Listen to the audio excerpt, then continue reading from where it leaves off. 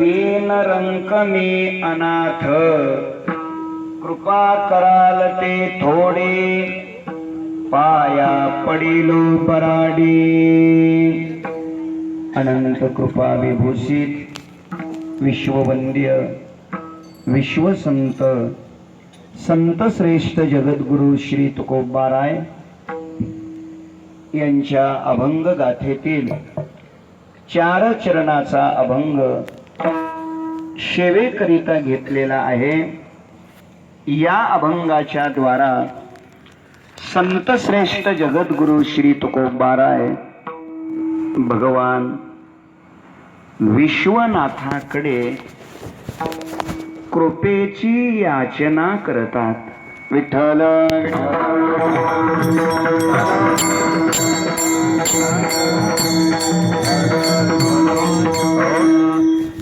अनंत coat ब्रह्मांड नायक. चांगलं आहे. आता माझ्या माईकला हात लावू नका.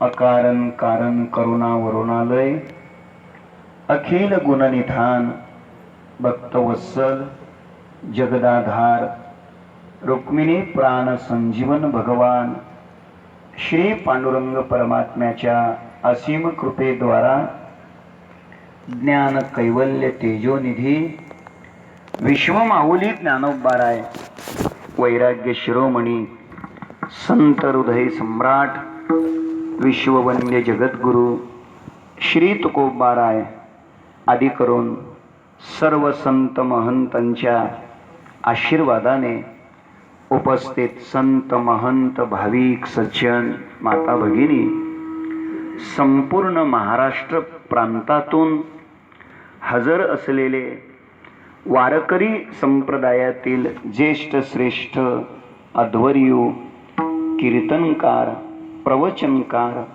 कथाकार टाळकरी वृंद गायनाचार्य मृदंगाचार्य आणि आपण देवरूप श्रोतृवर्ग या सर्वांच्या पवित्र उपस्थितीमध्ये भगवान विश्वनाथाच्या पवित्र दरबारात पुण्यसलीला अमृत स्वरूपा गंगा मातेच्या पवित्र तटाकावरती सद्गुरु श्री जनार्दन स्वामी महाराजांच्या या साधनास्थली प्राप्त स्मरणीय परमपूज्य परमश्रद्धेय सद्गुरु नारायण महाराज तारकेश्वर गडकर या पूज्य महाराजांच्या अनुकंपेने कृपेने आणि आपल्या सर्वांचे श्रद्धास्थान आपल्या सर्वांचे आदरणीय हरिभक्तिपरायण पूज्य आदिनाथ महाराज यांच्या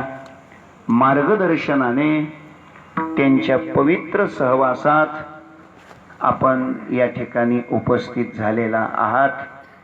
आज त्यांच्या आदेशातून वारकरी शिक्षण संस्थेतील माझे ज्येष्ठ श्रेष्ठ गुरुबंधू हरिभक्तिपरायण अनिल महाराज वाळके यांच्या प्रेमातून मला इथे येण्याचं सौभाग्य लाभलेलं आहे. आणि आपल्या संकल्पित वेळेमध्ये जे साधारणतः राहिलेल्या 1 तासामध्ये आपण अभंगाचं चिंतन करण्याचा प्रयत्न करणार आहोत. विठ्ठल विठ्ठल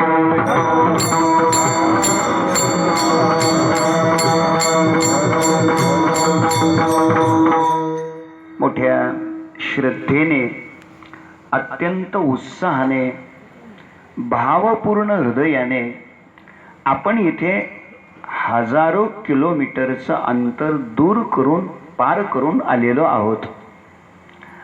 आपली बहिर्मुख इंद्रिये अंतर्मुख बनावी, आपली चंचल वृत्ती स्थिर बनावी, आपलं हृदय आपलं अंतःकरण आपलं मन अत्यंत पवित्र विशुद्ध बनावं. अनंत कालापासून अनंत युगापासून अनेक जन्मापासून परमात्म्याच्या दर्शनाची जी भूक लागलेली आहे ती भूक तृप्त व्हावी. देवातलं आणि आपल्यातलं जे अनुभूतीतलं अंतर आहे ते हळूहळू कमी व्हावं आणि भगवत दर्शनाकरिता आणि संत कृपेकरिता आपलं जीवन लायक बनावं. या शुद्ध निर्मळ पवित्र हेतूनेच आपण इथपर्यंत आलेलो आहोत. महाराजांच्या प्रेमामुळे, महाराजांच्या विषयी अंतःकरणात असलेल्या श्रद्धेमुळे आणि महाराजांचा सहवास आपल्याला लाभणार आहे या शुद्ध हेतूमुळे आपण एवढ्या प्रचंड मोठ्या संख्येने कष्ट सोसत सोसत इथपर्यंत आलेला आहात. इथे आलेल्या सर्वच भाविकांच्या, सर्वच वैष्णवांच्या, टाळकरी, मृदंगाचार्य या सर्वांच्या चरणी मी अंतःकरणपूर्वक नतमस्तक होतो, प्रणाम करतो. खरं म्हणजे इथे एकापेक्षा एक अधिक या एकेकाचे नि मनोव्यापारे असे थोर थोर कीर्तनकार या ठिकाणी पुढे येऊन बसलेले आहेत, टाळी घेऊन उभे आहेत. तरी देखील पूज्य महाराजांनी मला इथं उभं केलेलं आहे. त्याचं एक कारण आहे, तुम्ही सगळे मोठे आहात, तरी पण छोट्या माणसाचं ऐकण्याकरता तुम्ही इथे आलेला आहात. त्याचं कारण असं आहे, ते कारण महत्त्वाचं मी आपल्या पुढे निवेदित करतो. ते मोठे असून सुद्धा छोट्याला का उभं केलंय, तर त्याचं एकच कारण आहे, मोठी माणसं तीच असतात जी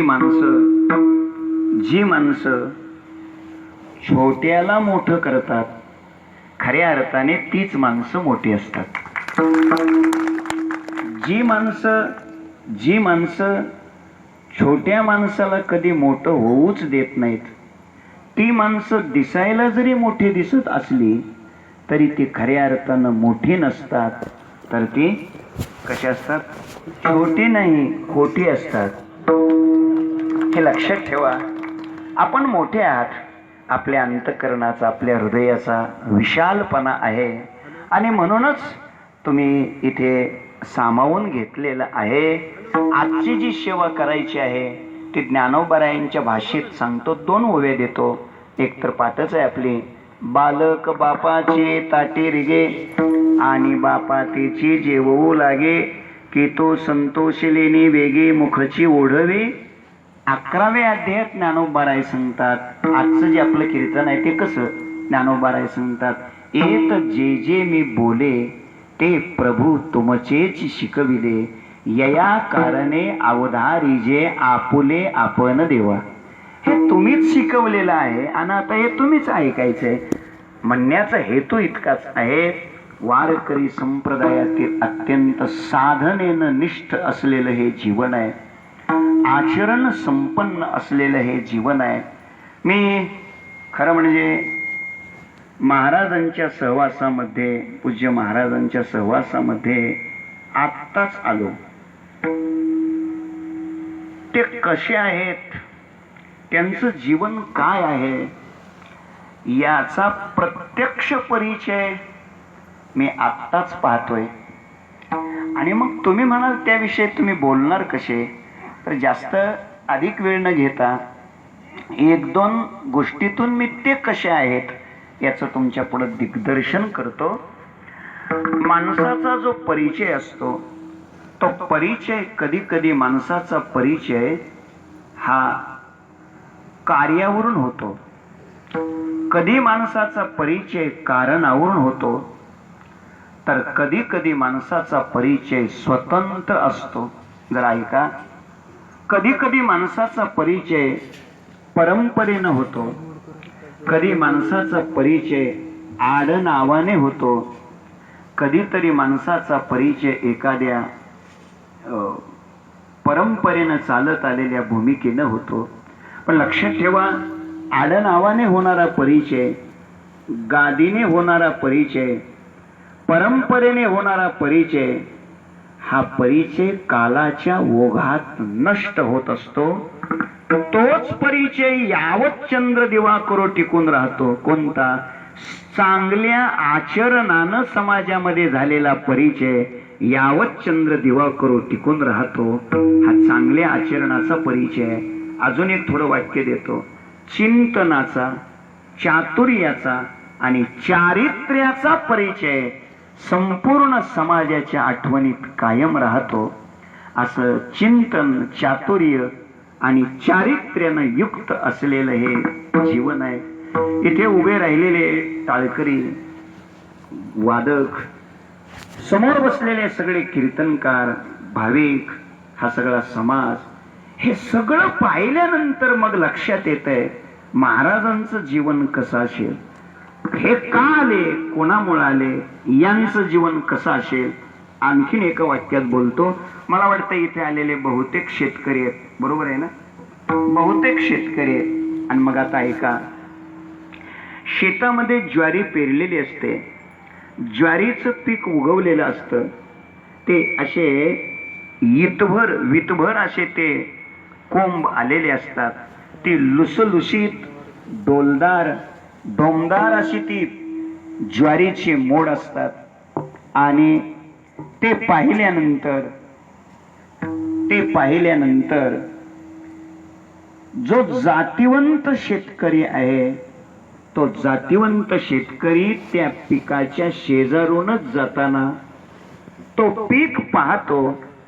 आणि ते पीक पाहिल्यानंतर ते लुसलुशीत कोंब ज्वारीचे मोड पाहिल्यानंतर तो जातिवंत शेतकरी वर्णन करतो. कोणाचं वर्णन करतो बोला? जातिवंत शेतकरी आहेत ना तुम्ही?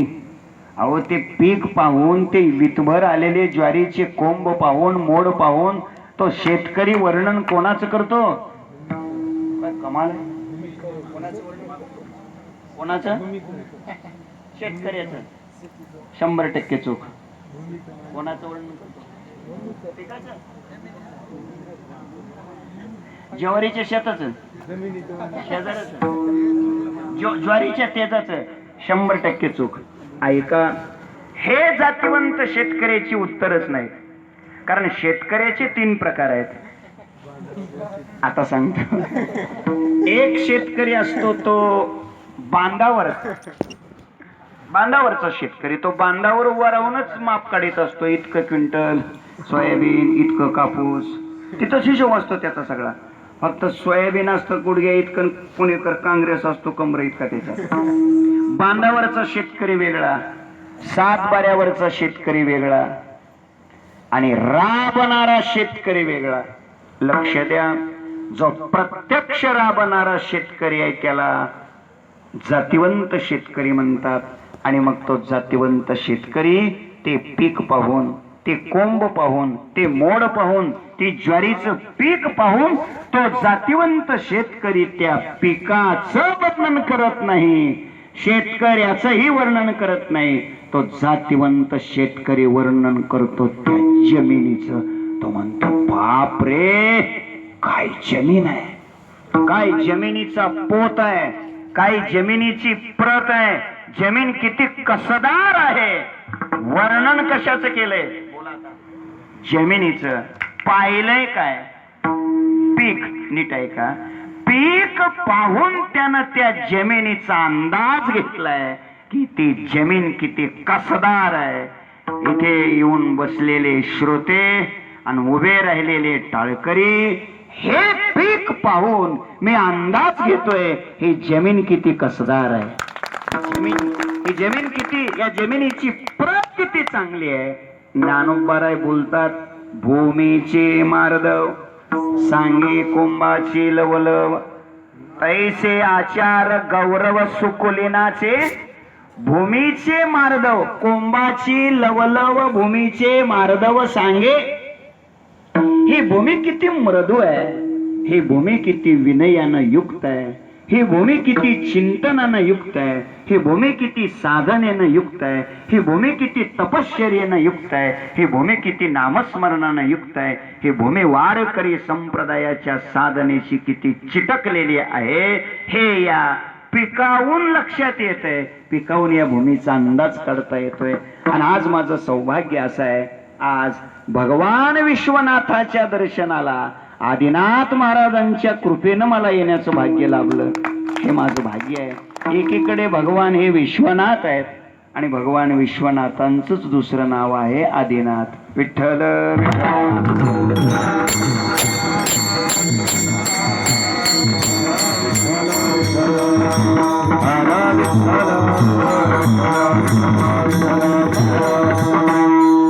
भगवान विश्वनाथाची आपल्या जीवनावर कृपा व्हावी, अनुकंपा व्हावी.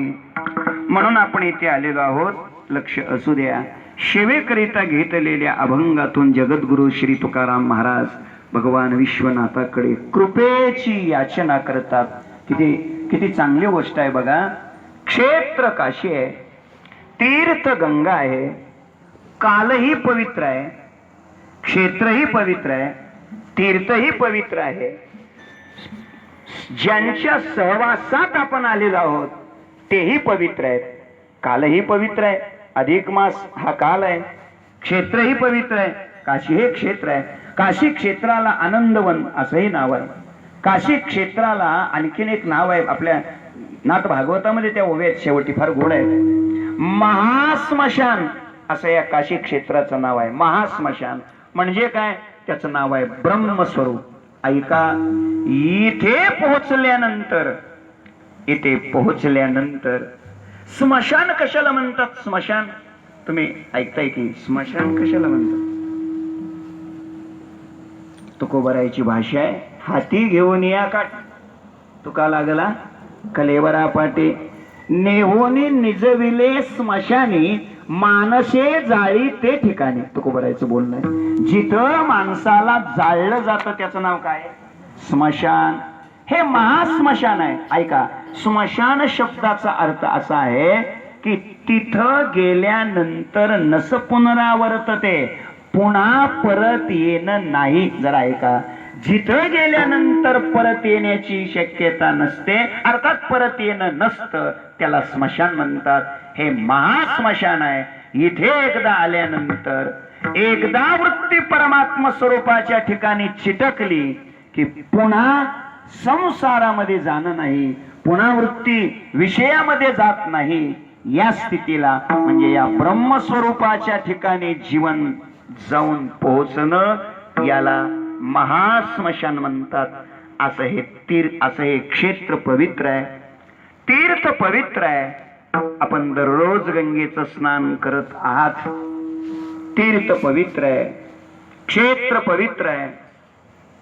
ज्यांच्या सहवासामध्ये आपण आलेलो आहोत तेही पवित्र आहेत. एकच ओवी देतो अजून आठवली म्हणून. ऐका, कदाचित तुम्ही असं म्हणाल, मग आता इथून गेल्यानंतर आम्हाला तीर्थ नाही, इथून गेल्यानंतर आम्हाला क्षेत्र नाही, मग महाराजांच्या सहवासात राहिलो तर मग तीर्थ कुठं आहे, क्षेत्र कुठं आहे? काशीमध्ये ते आहे, पण इथून गेल्यानंतर काय? ऐका, त्याचं उत्तर देतो. फार ज्ञानराज माऊलींनी 12व्या अध्यायात गोड उत्तर दिलंय. ज्ञानोबाराय सांगतात, ज्या साधूच्या, ज्या सत्पुरुषाच्या सहवासात आपण ही साधना करत आहोत ना, हे साधू, हे सत्पुरुष, हे महात्मे जे सतत देवाचं चिंतन करतात, ते महात्मे ज्ञानोबाराय सांगतात, ते महात्मे म्हणजेच तीर्थ आहे, ते महात्मे म्हणजेच क्षेत्र आहे. काय गोड भाषा आहे. ते तीर्थ, ते क्षेत्र, जगी तेच पवित्र, भक्ती कथेशी मैत्र जया पुरुषा. परमात्म्याच्या कथेशी ज्यांनी आपलं जीवन अनन्य केलेलं आहे, भगवंताच्या चिंतनाशिवाय जे दुसरं काहीच करत नाहीत, असे हे महात्मे, हेच तीर्थ आहे, हे क्षेत्र आहे. ऐका जरा, ज्ञानोबाराय आणखीन पुढे जाऊन बोलतात, ते तीर्थ आहे. काय विशेष आहे? अहो, ते तीर्थाचे राजेच. जयाचे नाव तीर्थराव, दर्शने प्रशस्तीशी ठावो, जयाचे निसंगे ब्रह्म भावो भ्रांतासे. अजून गोड बोलतात ज्ञानोबाराय, तीर्थाशी तीर्थ रूप झाला तोची एक, मोक्ष तेने दर्शने. काय गोड प्रमाण. तीर्थाशी तीर्थ रूप झाला तोची एक. माझा मुद्दा इतकाच आहे, देवाचं सदैव चिंतन करणारा साधू, चिंतन करणारे महात्मे म्हणजे तीर्थच आहे. तीर्थ आहे नव्हे, तीर्थाचे राजे आहेत. तीर्थाचे राजेच नव्हे, जयाचे नाव तीर्थराव. ज्ञानोबारायची भाषा किती सुंदर आहे. जयाचे निसंगे ब्रह्म भाव भ्रांतासही. आपण अभ्यासू लोक आहात. ब्रह्मभाव हा भ्रांताला प्राप्त होत असतो का अधिकाऱ्याला प्राप्त होत असतो? तुम्ही जागे आहेत ना? कोणाला प्राप्त होतो? अधिकाऱ्याला प्राप्त होतो. ब्रह्मभाव प्राप्त होण्याकरिता व्यक्ती भ्रांत असावी का व्यक्ती अधिकारी असावी? अधिकारी म्हणजे प्रशासनातला अधिकारी नव्हे.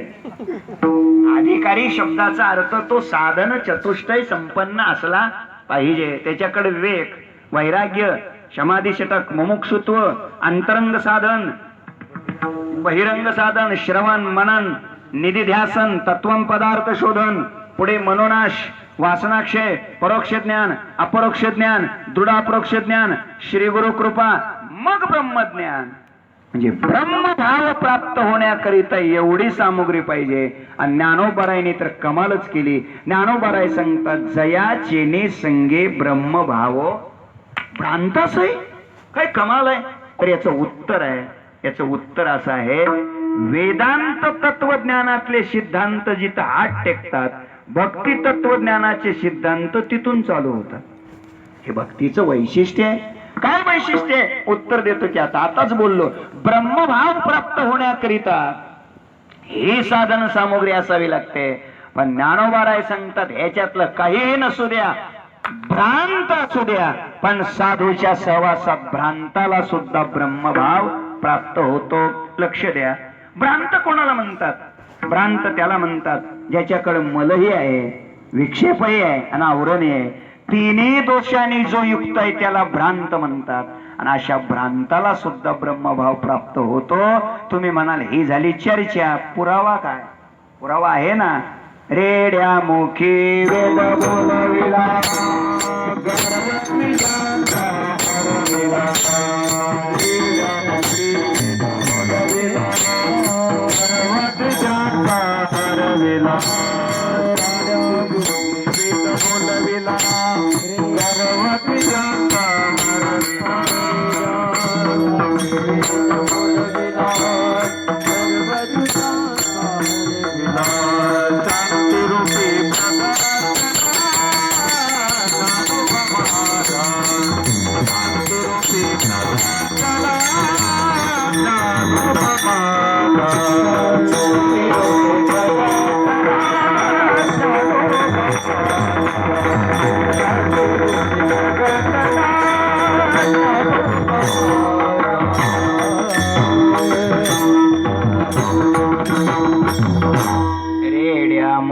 वेद बोलविला. रेड्याकडे काय अधिकार होतात? तिन्ही दोषांना युक्त होतात. हे दोष काय असतात हे सुद्धा त्याच्याकडे माहित नव्हतं. एवढे दोष. झाला ना उद्धार हो. विश्व माऊली ज्ञानोबरायने कृपा केली, रेड्यामुखी वेद बोलविला. आणखी नाही, आपण नेहमी म्हणतो तो वाचावी, डोळा पाहावी. काय होईल? ज्ञान होय अज्ञानाशी, ज्ञान होय मुढा, ज्ञान होय अतिमूर्खत्या दगडा. मूढाला, मूर्खाला, दगड, मूढाला, मूर्खाला आणि अज्ञानाला ज्ञान होतं का? खरं म्हणजे ज्ञान होण्याकरता तो, आता ते सगळं अवघड झालंय. तुम्ही येऊन बसलेले आहेत, चुकलं तर सांगतील, आता काय अडचण नाही. मुद्दा माझा इतकाच आहे, काय ज्ञानोबरायची कमाल आहे. भक्तीच्या क्षेत्रात व्यक्तीनं एकतर अधिकार कमवावा, आणि अधिकार कमवणं जर शक्य नाही झालं तर मोठ्या माणसांचा आशीर्वाद तरी कमवावा. जे काम अधिकारानं होत नाही ते काम आशीर्वादानं झाल्याशिवाय राहत नाही. आशीर्वादानं झालं ना काम, काय रेड्यामुखी वेद बोलविला, हे आशीर्वादानं झालेलं काम आहे. मूढाला, मूर्खाला आणि अज्ञानाला सुद्धा ज्ञान होतं. त्याचं कारण आहे आशीर्वाद आहे. कुठं आशीर्वाद आहे? तर ज्ञानेश्वरीला आशीर्वादच आहे. येणे वरे ज्ञानदेव सुखिया झाला. आणि पुढं म्हटलंय डोळा पहावी पंढरी. आता तिथं ही सगळी चरण आपण लावायची. डोळा पहावी पंढरी, ज्ञान होय अज्ञानाशी, ज्ञान होय मुडा, ज्ञान होय अतिमूर्खत्या दगडा. आपण म्हणले पंढरीला कुठं आशीर्वाद आहे? आहे ना, तिथंही वरच आहे. पुंडलिका दिधलावर करुणाकर विठ्ठले, मूढ पापी तैसे तैसे उतरी काशे लावूनी. या सगळ्या बोलण्याच्या पाठीमागचा हेतू आणि अभिप्राय इतकाच आहे. आपण आपल्या जीवनात मोठ्या महापुरुषाचा जीवनात आशीर्वाद मिळवणं हे अत्यंत आवश्यक आहे. थोडक्यात हे तीर्थ आहे, हे क्षेत्र आहे, पवित्र तीर्थ आहे, पवित्र क्षेत्र आहे, पवित्र सहवास आहे आणि विशेष म्हणजे पवित्र काल आहे. आपण ते वाक्य म्हणतो सगळ्याच पाठच आहे, आधी कश्य अधिकम फल, कशातलं आपल्याला माहिती नाही पण म्हणतो एवढी गोष्ट खरी आहे. अधिक मासामध्ये इतर मासामध्ये नामचिंतन केलेल्याचं पुण्य, इतर मासात दानधर्म केलेल्याचं पुण्य, इतर महिन्यामध्ये सत्कर्म केलेल्याचं पुण्य आणि अधिक मासामध्ये केलेल्याचं पुण्य हे इतर मासापेक्षा कसं आहे, अधिक आहे. जरा ऐका, थोडा ऐका. पुण्याच्याच बाबतीत हा कायदा आहे असं नाही. इतर महिन्यामध्ये तंबाखू खाल्लेलं पाप आणि अधिक महिन्यात तंबाखू खाल्लेलं पाप हे इतर महिन्यापेक्षा अधिक मासातलं पाप अधिक आहे. आम्ही मोकळे म्हणून हा नियम पुण्याला तेवढा लावलाय, पापाला ऐका. त्यातल्या त्यात पुढे जाऊन सांगतो आणखीन, गावाकडे न खाता काशीमध्ये येऊन खाल्लेलं ते पाप पुन्हा पुन्हा अधिक आहे. आणि त्यातल्या त्यात पुन्हा आणखीन कीर्तनाच्या मंडपामध्ये हे सगळं लावलं पाहिजे. आता आपण हे सगळं लावायचंय. म्हणजे आपल्याला हात जोडून विनंती आहे, आपण उद्या प्रयागाचं स्नान करणार आहात, त्रिवेणी संगमाचं स्नान करणार आहात. आणि माझा असा अंदाज आहे आपल्यापैकी कोणाजवळच पुडी नाही, तंबाखू गुटखा गोवा कोणाजवळच नाही, सगळेच व्यसनमुक्त आहेत, काही वादच नाही. गॅरंटी आहे मला नक्की. समजा चुकून कोणाकडे असेल तर उद्या प्रयागाचं स्नान करा आणि आपल्या आयुष्यातली सगळी व्यसनाची तिलांजली द्या. तिथं द्या त्याचं संतर्पण, द्या ते सगळं फेकून आणि शपथ घ्या, आम्ही सद्गुरू नारायण महाराजांच्या गडावरचे भाविक आहोत. आम्ही आमच्या आयुष्यामध्ये कधीही पुढे व्यसन करणार नाही, व्यसन मुक्त आमचं जीवन आम्ही ठेवणार, अशी शपथ घेऊनच इथून घरी निघा. आणि एवढं सांगूनही उद्या जर ज्यांच्याकडे असतील पुड्या आणि नाही टाकल्या तर रस्त्याने जाताना जर काही गडबड झाली तर महाराज जबाबदार नाहीत, हे लक्षात असू द्या. माझ्या बोलण्याचा भाव इतकाच आहे.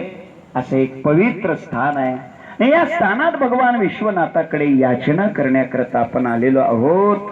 कशाची याचना? कृपेची याचना. का कृपेची आवश्यकता आहे? तर त्याचं उत्तर आहे, जीवाचं जीवन अपूर्ण आहे. प्रत्येक जीवाच्या जीवनात अपूर्णता असते. पूर्ण आहे आणि मनुष्य आहे असा या अवनी तलावर एकही मनुष्य नाही.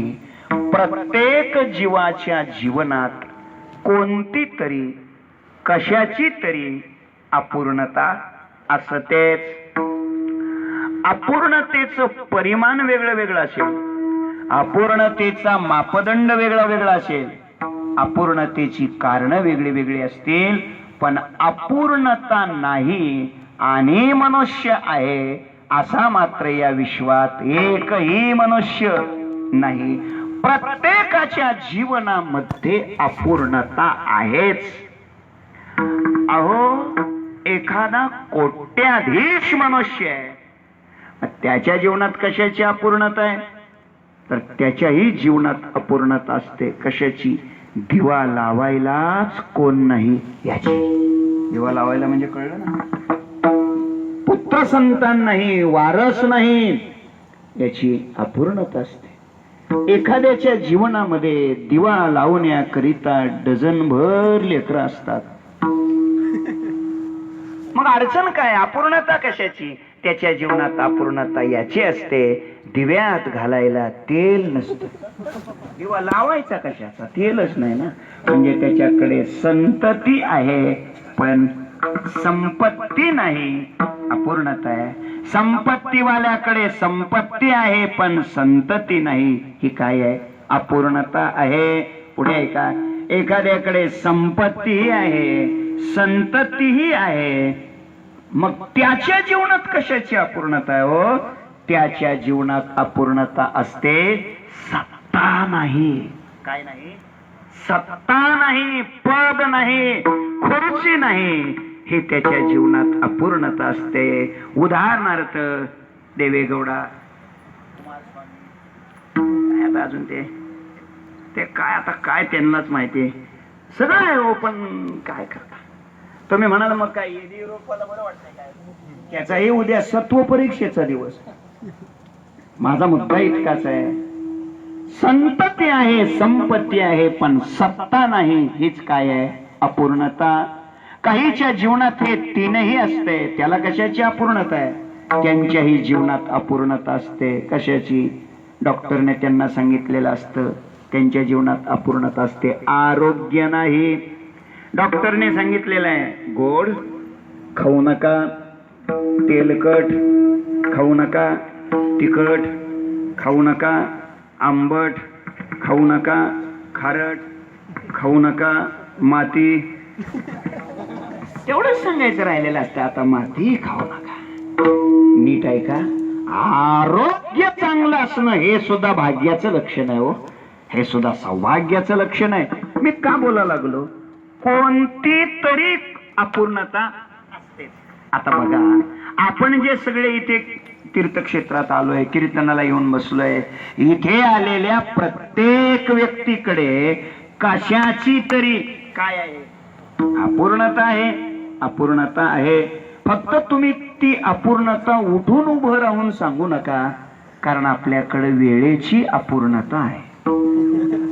अपूर्णता आहे एवढी गोष्ट खरी आहे. बघा ना, बघा आता हे मृदंगाचार्य किती गोड मृदंग वाजवतात, किती सुंदर मृदंग वाजवतात, अत्यंत असा तालात लयबद्ध असा छान मृदंग वाजवतात, एवढा गोड मृदंग वाजवतात. म्हणून जर यांना म्हटलं आता महाराज तुम्ही उठा आणि शेवटची चाल म्हणा, जमते का? नाही जमत. म्हणजे मृदंग वाजवता येतोय पण गाता येत नाही. हे काय आहे? ही अपूर्णता आहे. आता याने गोड चाल म्हटली, सुंदर चाल म्हटली, किती छान चाल म्हटली. म्हणून जर त्यांना म्हटलं आता विठोबा रुक्माईच्या नंतरचं पुढचं तुम्ही वाजवा, जमेल का? नाही जमत. म्हणजे गाता येत आहे. मी यांच्याकडनं हात केला, यांना वाजवता येते, यांना गाता येतंय पण वाजवता येत नाही. हेच काय आहे? अपूर्णता. आणि या दोन्हीतलं मला काहीच येत नाही. हे माझ्या जीवनातले काय आहे? बोला ना. अपूर्णता. आता तुम्हाला बरं वाटलं ना आमचं सांगितल्यावर? आणि या तिन्हीतलं तुम्हाला काहीच कळत नाही, हे तुमच्या जीवनातलं. म्हणजे अपूर्णता नाही असं कोण नाही हो. कुठं तरी काहीतरी अपूर्णता आहेच. ऐका, प्रत्येक जीवाच्या जीवनामध्ये अपूर्णता आहे. का आहे याचं सैद्धांतिक उत्तर देतो.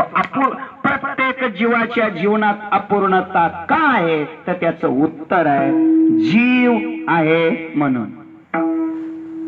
स्वतःला जीव समजणं हेच त्याच्या जीवनातली काय आहे? अपूर्णता आहे.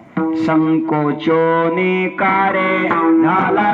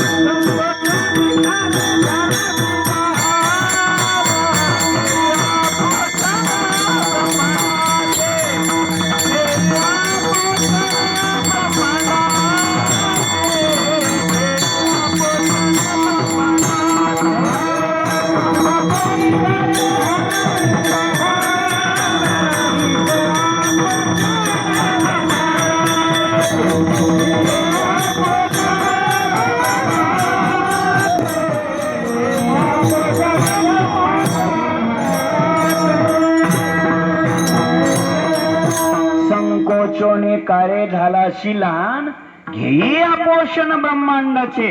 ऐका, सच्चिदानंद असताना स्वतःला मर्क समजणं हीच अपूर्णता आहे.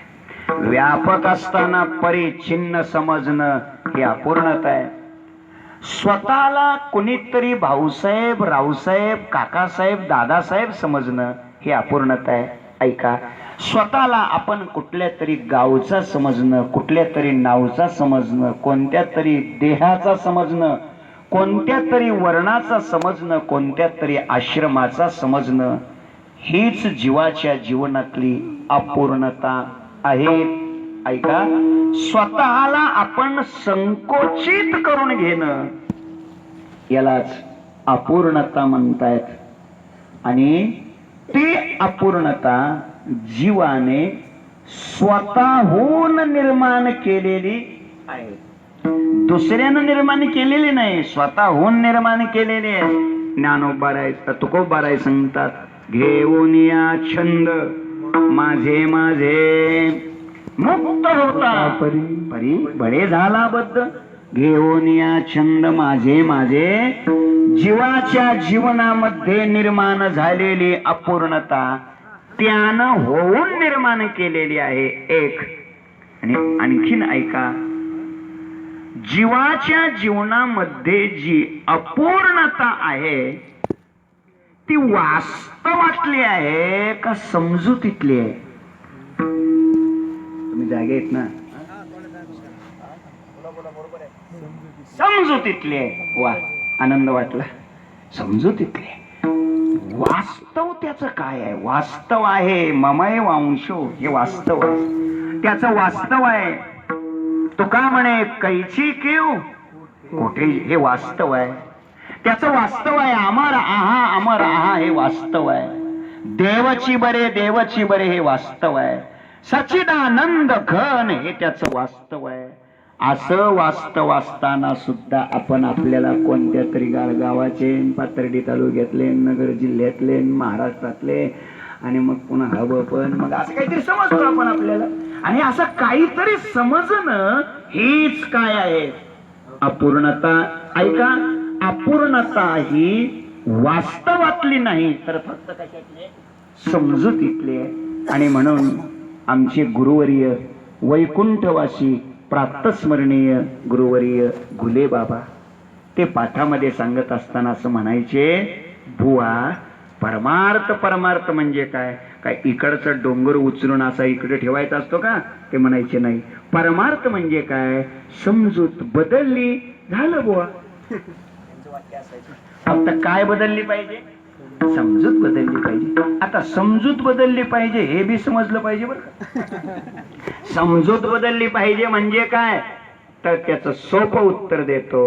हे सगळं जग आपल्याला खरं वाटतंय का खोटं वाटतंय? बोला की. खरं वाटतंय. आता खरं सांगा, हे जग खरं आहे का खोटं आहे? खोटं आहे. म्हणजे खोटं असताना सुद्धा हे सगळं आपल्याला कसं वाटतंय? खरं वाटतंय. मग समजूत बदलली पाहिजे म्हणजे काय? काय नाही, हे जे आपल्याला सगळं खरं वाटतंय त्याच्या ऐवजी हे सगळं कसं वाटलं पाहिजे? खोटं वाटलं पाहिजे. ज्या दिवशी हे सगळं खोटं वाटायला लागेल त्याच दिवशी ठरवायचं आपल्या परमार्थाची चांगली सुरुवात आता झालेली आहे. कधीतरी हे सगळं आपल्याला खोटं आहे असं वाटलंच पाहिजे.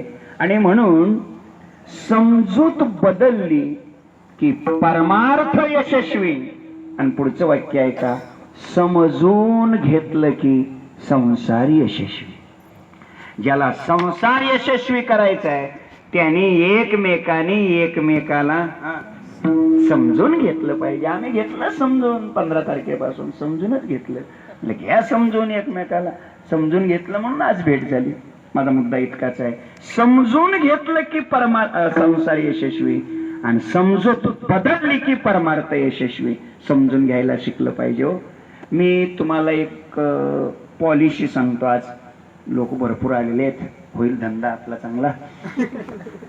एक पॉलिसी सांगतो बघा. तुम्हाला सदस्य होता आलं तर बघा, नाव नोंद करता आली तर बघा. ते पॉलिसी म्हणजे ते नसते का पैसे गुंतवायचे मग त्याचे जास्त होतात है ना, असं त्याला म्हणायचं ते पॉलिसी. मी तुम्हाला एक पॉलिसी सांगतो, सगळ्यात चांगली पॉलिसी. तुम्हाला माहिती आहे का सगळ्यात चांगली पॉलिसी? तुमच्या अंदाजाने सगळ्यात चांगली पॉलिसी कोणती माहित नाही? केबीसी. केबीसी म्हणू नका. तर ऐका, सगळ्यात चांगली पॉलिसी सांगणार आहे. बघा जमलं तर सदस्य व्हा. त्या पॉलिसीचं नाव आहे ऍडजस्टमेंट इज बेस्ट पॉलिसी. संपली नाव. एकमेकांनी एकमेकाला समजून घेणं हीच जीवनात सगळ्यात चांगली पॉलिसी आहे. जीवन यशस्वी करायचंय, समजून घ्यायला शिका. असेल अडचण, अडचणीमुळे महाराज उशिरा आले. टाळकर यांनी पक्वाजाला समजून घेतलं पाहिजे, श्रोत्यांनी कीर्तन करायला समजून घेतलं पाहिजे. एवढी चांगली लोक कधी भेटत नसल्यामुळे समजा 10 वाजेपर्यंत झालं कीर्तन, काय बिघडतंय? समजून घ्यायला पण तसं काय घाबरू नका. तुमच्यापेक्षा मलाच ती घाई आहे पुढची दर्शनाची. मुद्दा इतकाच आहे, जीवाच्या जीवनातली अपूर्णता ही वास्तव नाही, समजूत आहे. आणि ते समजूत त्यानं स्वतःहून अपूर्णता निर्माण करून घेतलेली आहे. ऐका, मग हे अपूर्णता नष्ट करण्याकरिता, हे अपूर्णता घालवण्याकरिता केलं काय पाहिजे? काय केलं पाहिजे? तर अपूर्णतेचे प्रकार 3 आहेत. एक भौतिक अपूर्णता आहे.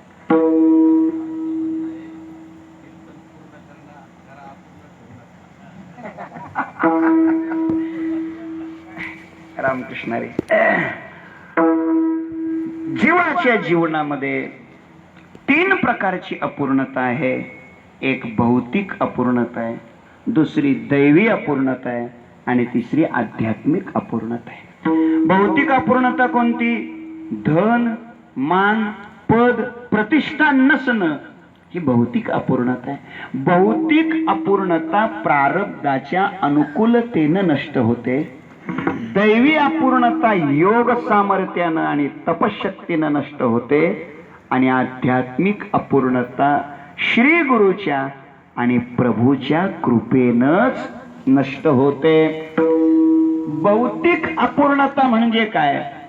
पैसा नसणं हे संसारातली भौतिक अपूर्णता आहे. आणि आध्यात्मिक अपूर्णता कोणती? जीवनामध्ये द्वैत शिल्लक राहणं, अज्ञान शिल्लक राहणं, भेद शिल्लक राहणं, हेच अध्यात्मातली काय आहे? अपूर्णता. भौतिक अपूर्णता राहिली तरी राहू द्या.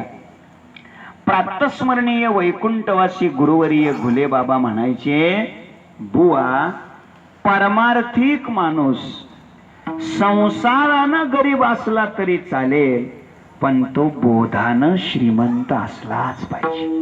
बुवांचं वाक्य होतं, बोधानं श्रीमंत असलाच पाहिजे. आणखीन त्यांचे एक वाक्य असायचं, ते म्हणायचे, परमार्थामध्ये आल्यानंतर त्या परमार्थिक माणसाची स्थिती बदलली पाहिजे, परिस्थिती नव्हे. काय बदलली पाहिजे? स्थिती बदलली पाहिजे, परिस्थिती नव्हे. आता फार फार तर आपली परमार्थात आल्यानंतर काय बदलते? परिस्थिती बदलते. पूर्वी एसटीनं फिरायचो मी, आता गाडीनं फिरतो. म्हणजे आमची काय बदलली? परिस्थिती बदलली. कोणाची? आमची. आणि तुमचं काय झालं? तुमचं बी असं झालंय की लोक म्हणतात काय नाही, माळ घातल्यापासून बोरला पाणी चांगलं लागलंय, त्या शेजाऱ्याचं 3 एकर परवास घेतलंय, पाथर्डीत पण बांधकाम चाललंय, नगरला पण 1 गुंठा घेतलाय, आता हे माळ घातल्यावर होत असतं वय असले. काय कमाल आहे. ऐका, परमार्थामध्ये आल्यानंतर स्थिती बदलणं महत्वाचं आहे. याचा सरळ सरळ अर्थ असा आहे, भौतिक जीवनातली अपूर्णता राहू द्या, बिघडत नाही. दैवी जीवनातली अपूर्णता राहू द्या, बिघडत नाही. फक्त आपण अध्यात्मातली अपूर्णता संपवलीच पाहिजे. आणि ती अपूर्णता म्हणजे द्वैत गेलंच पाहिजे. कशानं जाती ती अपूर्णता? एक श्री गुरुच्या कृपेनं आणि दुसरी भगवत कृपेनं. ज्ञानोबाराय सांगतात, तै सत्वशुद्धी सहाकारे गुरु कृपामृत तुषारे सासिन्नले बोधे ओसरे द्वैत दैन्य. श्री गुरु कृपेच्या अमृताच्या तुषारानं द्वैतरूपी दैन्य नष्ट होत. एक गुरु कृपा आणि द्वैत जीवनातलं जाण्याकरता दुसरी एक लागते, अति महत्वाची. तिचं नाव आहे भगवत कृपा. परमात्म्याची कृपा, देवाची कृपा झाल्यानंतरच द्वैत नष्ट होत. तुकोबाराय सांगतात, भगवत कृपेशिवाय जीवनातलं द्वैत जात नाही. महाराजांची भाषा आहे, सत्य पांडुरंगे केला अनुग्रह, निरसोनी संदेह बुद्धिभेद, बुद्धिभेद निरसोनी संदेह निरसोनी, पांडुरंगे सत्य अनुग्रह केला, जीव शिवा सेज रचिली आनंदे, आवटावे पदी आरोहण. हे देवाच्या कृपेनं जीवनात घडलं, भगवंताच्या कृपेनं जीवनात घडतं काय. तुकोबारायची अजून भाषा आहे. तुकोबाराय सांगतात, तैसे आम्हा केले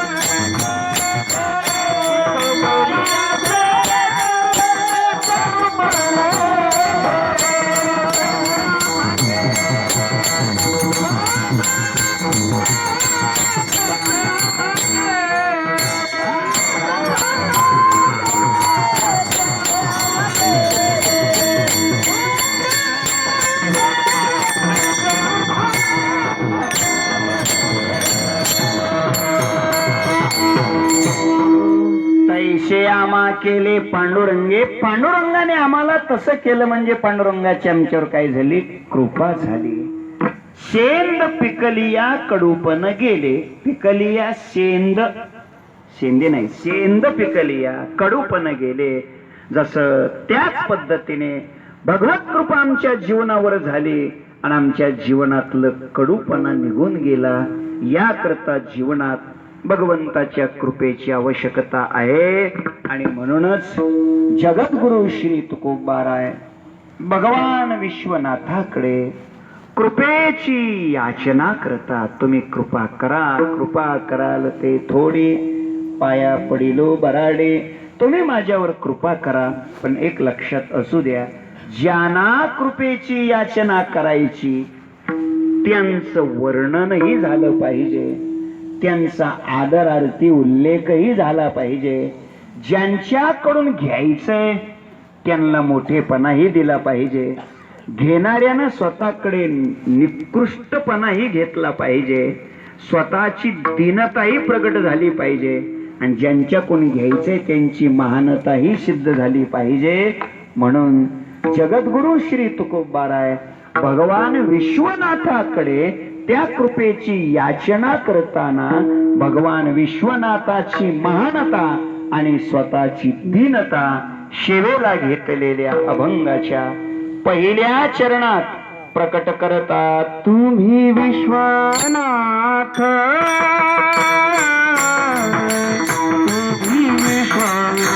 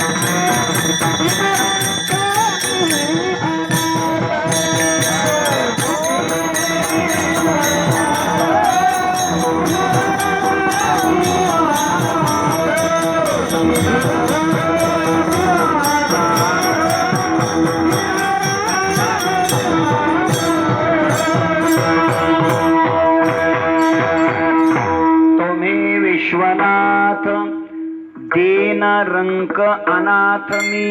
महाराज दीनता, रंकता आणि अनाथपणा स्वतःकडे घेत आहेत आणि भगवान विश्वनाथाला विश्वनाथ या नावाने संबोधन करत आहेत. तुम्ही विश्वनाथ, आदरार्थी उल्लेख केलेले आहेत तुम्ही. कसं आहे, संत वाङ्मयामध्ये जगद्गुरु श्री तुकोबारायांच्या गाथेचं जर आपण अवलोकन केलं तर अनेक ठिकाणी हेच आढळून येईल. जेव्हा जेव्हा तुकोबाराय देवाच्या बरोबर बोलले तेव्हा तेव्हा स्वतःचा उल्लेख एकेरी केलेला आहे, आणि जेव्हा जेव्हा तुकोबाराय समाजाच्या बरोबर बोलले, लोकांच्या बरोबर बोलले, तेव्हा मात्र तुकोबारायांनी स्वतःचा उल्लेख आदरार्थी केलेला आहे. देवाबरोबर आणि संताबरोबर बोलताना स्वतःकडे लहानपणा घेतलेला आहे.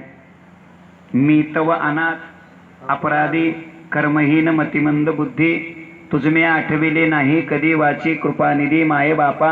अनेक प्रमाण आपल्याला सांगता येतील. संताबरोबर बोलताना सुद्धा तुम्ही संत, मायेबाप, कृपावंत, काय आम्ही पतित. चुकलं नाही का? काय मी पतित कीर्तिवानो. संताकडे बोलताना तुम्ही संत आणि स्वतःकडे काय मी पतित, मी स्वतःकडे घेतलंय.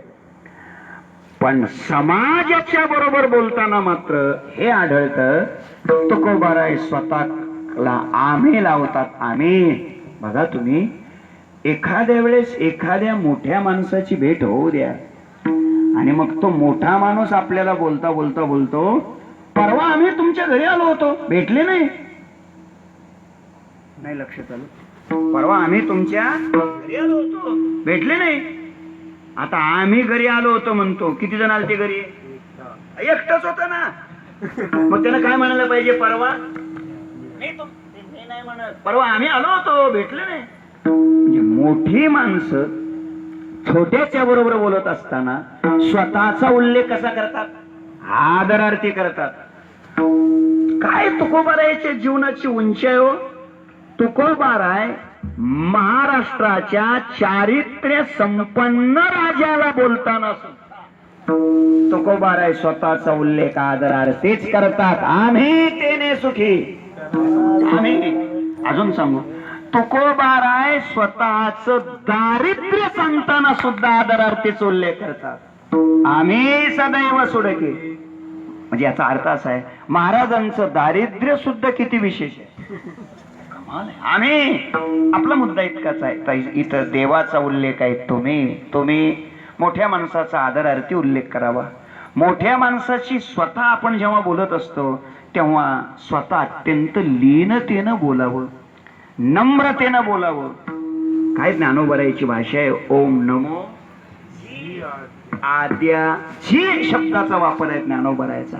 मोठ्या माणसाने हाक मारल्यानंतर, श्री गुरुने हाक मारल्यावर, मोठ्याने हाक मारल्यावर, आईने वडिलांनी हाक मारल्यावर ओ देताना आपण जी म्हणावं अशी आपली भारतीय संस्कृती आहे. हॅलो म्हणू नये, जी म्हणावं. हे खरे, हे असं म्हटलं पाहिजे. मुद्दा इतकाच आहे. इथे तुकोबाराय तुम्ही कोण आहात? विश्वनाथ. विश्वनाथ, विश्वाचे मालक आहात. विश्वाचा मालक एकच आहे. आपण मालक समजत असतो, ही चूक आहे. आपण मालक समजतो. आपण कधीतरी आपण आपल्याला देहाचे मालक समजतो, इंद्रियाचे मालक समजतो की नाही? आपण म्हणतो डोळा माझा आहे, पाय माझा आहे, हात माझा आहे, कान माझे आहेत. हे माझे आहेत म्हणजे आपण त्याचे स्वतःला काय समजतो? स्वतःला मालक समजतो. लक्षात ठेवा, आपण इंद्रियाचेही मालक नाही. कधी कधी तरी लोक म्हणत असतात हे घर माझं आहे, ही जमीन माझी आहे, म्हणजे जमिनीचे, घराचे आपण स्वतःला काय समजतो? मालक समजतो. पण आपण मालक नसतो. एक ऐका, मालक कोण? ज्याच्या इच्छेनं सगळं काम होतं त्याला मालक म्हणायचं एक, आणि ज्याला स्वतःला काहीच करावं लागत नाही त्याला मालक म्हणायचं दोन. ज्ञानोबाराय सांगतात, आगा नगर हे राये केले, यया म्हणण्या साचपण किर आले, परे निवृत्ते पाहता काय शिनले रायाचे हात. त्याच्या इच्छेनं झालं पण त्यानं काहीच केलं नाही. त्याच्या इच्छेनं होतं पण त्याला काहीच करावं लागत नाही, त्याला मालक म्हणतात. आता खरं सांगा, आपल्या इच्छेनं आपल्या घरी काहीतरी होतंय का? आपलं आपलं कोणी ऐकत नाही. आणि मग माणसं कपाळाला हात लावून बसतात, महाराज काय करावं, पोरग ऐकत नाही. मी म्हणलं सांगाय कोणी सांगितलं? ऐकत नाही तर सांगूच नको ना, सांगावं त्याला, ऐकतय त्याला. पुढे जाऊन सांगू, जे आपलं ऐकतय त्यालाच आपण माझं म्हणावं. आपल्याला सवय लागली ऐकत नाही त्याला आपण काय म्हणतो? इथं मालक आपण कशाचे नाहीत समजत असतो. आपण कमीत कमी आपण आपल्या सौभाग्यवतीचे तरी मालक, किमान असं तरी समजत असतो आपण त्यांचे मालक आहोत, मालक आहोत. पण खरं म्हणजे तिथेही मालक नसतो, कारण आपल्या इच्छेनं काहीच चालत नसतं. काय चालतं आपल्या इच्छेनं? आता तुम्हाला याच्यातल्या बऱ्यापैकी काय कळणार नाही. त्यांनी सांगितलेलं असतं मग यांना ऐकावं लागतं. दिवसातून कमीत कमी 5-25 वेळा तरी त्या याला म्हणत असतात, तुम्हाला काय कळलं बरं झालं, तुम्हाला काही कळत नाही, तुम्हाला काही कळत नाही. फारच वैतागलेली असली त्याच्यापेक्षा जास्त तर मग बिचारी पुढचं बोलत असते, तुम्हाला अजिबातच आणि त्याच्यापेक्षा जर पराकोटीलाच गेली शेवट तर मग ती म्हणत असते, तुम्हाला थोडी सुद्धा मला वाटलं नगर जिल्ह्यात नाही काही, पण आहे. माझा मुद्दा इतकाच आहे, तरी पण हा पट्ट्या मालक म्हणतो राव, काय खबर. ऐका, विश्वाचा मालक एकच आहे, ऐसा तो समर्थ ब्रह्मांडाचा धनी. वर्म हे जाणवणे शरणालो गतील भरता प्रभू साक्षी. इथल्या प्रभू पदाचं जर व्याख्यान सगळं पाहिलं तर म्या बोलविल्या वेदू बोले, म्या चालविल्या सूर्य चाले, म्या हलविल्या प्राणो हले जो जगाते चाळीता.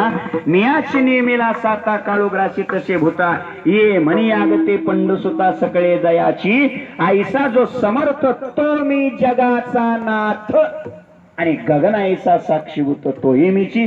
तो मी जगाचा नाथ, तुम्ही विश्वनाथ. आणि मी कसं आहे, दीन रंक अनाथ. वेळ संपलेली आहे. दीन रंक आणि अनाथ. दीन शब्दाचा अभिप्राय काय, रंक शब्दाचा अभिप्राय आणि अनाथ तर असा आहे. दीन शब्दाचे आपण नेहमी सांगतो ते अर्थ वेगळे आहेत. इंद्रियाची दिने आम्ही केलो नारायणे. इंद्रियाच्या अधीन जो गेलेला आहे त्याला दिन म्हणतात. पण ऐका, हा अर्थ तुकोबारायच्या जीवनाशी लावून कसा चालेल? नाही चालणार ना. ते तर म्हणतात इंद्रियाचे धनी आम्ही झालो गोसावी. मग इथं दिन शब्दाचा अर्थ काय? इथं दिन शब्दाचा अर्थ आहे भगवंताच्या दर्शनाकरता जो व्याकुळ झालेला असतो त्याला दिन म्हणतात. देवाच्या दर्शनाकरता जो व्याकुळ झालेला असतो त्याला दिन म्हणतात. दिन. पुढे शब्द आहे रंक. रंक रंक म्हणजे भिकारी, गरीब भिकारी. महाराज एका ठिकाणी बोलतायत ना, होईन पंढरीचा वारकरी भिकारी.